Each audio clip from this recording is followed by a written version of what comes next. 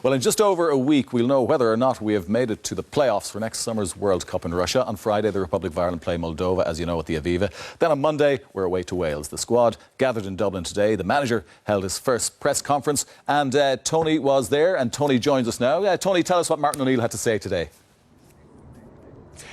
Welcome to Abbotstown, to the FAI National Training Centre, Peter. Yes, just a few minutes ago, by the way, the home-based women's senior international team were training behind me here under Colin Bell. Before that, the under-21s trained here with Noel King, and the senior side trained here as well. So there's a real collegiate feel to Abbotstown at the moment. A huge week, as you say. And Martin O'Neill, I think he's pretty tense, all right, because a lot riding on the next two games, of course. We have to win them both and hope that that'll be enough for a playoff place. Moldova first, of course. And there are a host of injuries. We heard of Kevin Doyle's retirement, of course, and that's him out of the squad. And goalkeeper Kieran Westwood with a rib injury is the only other confirmed absentee. But a lot of other players who've had scans, the likes of David McGoldrick. But Martin O'Neill said that he thinks he's okay. Harry Arter, we thought he mightn't have a chance, but he trained with the physio Dan Horn, and there's a possibility he might be okay. Ewan O'Kane has a rib injury. Shane Long has a worry with a dead leg, so he didn't take too much of a part today. And Johnny Hayes has an ankle concern. So, yeah, tense build-up, a big, huge week for Martin O'Neill and his team. And you could say it's massive. It's certainly era-defining. Well, it's a thing to look forward to. I think it's and this is what you play for. We have two games. We have to win both matches. As I said to you a few days ago, can't concern myself about the second game against Wales.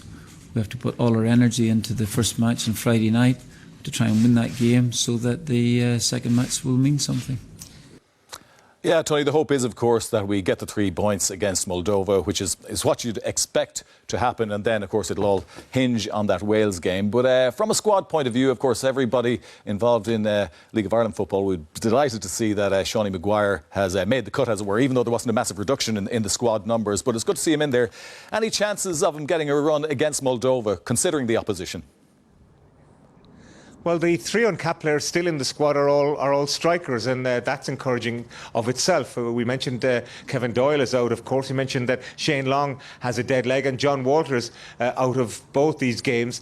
So there is a potential, there is an opportunity, there is a possibility for Millwall's Aidan O'Brien, for Aston Villa's Scott Hogan, and indeed for Sean Maguire. Because when you think about it, a year ago he played last at the Aviva Stadium. He scored with practically the last kick of the game to win the FAI Cup final for Cork City. He scored 20 goals for them. That's almost assured them of a league title. He's been flying for Preston in the Championship. So, as he says himself, he's on the verge of a fairy tale, a dream come true.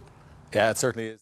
Yeah, it's mad. Like, you know, I was just speaking, you know, to a couple of mates there, you know, a few days ago, saying, you know, 2 years ago I was in Aviva, you know, not even on the bench for Dundalk.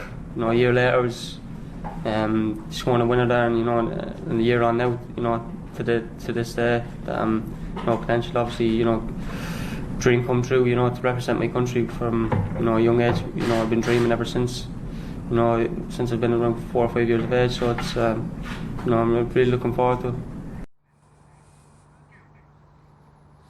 He's certainly looking forward to it, and so are we. So, yeah, we hope that he will get a run in the Moldova game, maybe even the game this time next week. We'll be into the second half almost of the Republic of Ireland against Wales in Cardiff. We hope we have something to play for by then. We hope we win the 2 games and the playoff route brings us success as it did last time round for the European Championships. From a bitterly cold but a very busy, with a referee seminar going on in the background as well, very busy FAI National Training Centre in Abbotstown. Back to you in the studio. Great, Tony. Thanks very much. We're all keeping our fingers crossed that certainly there will be something to play for when it comes to that Wales game next Monday.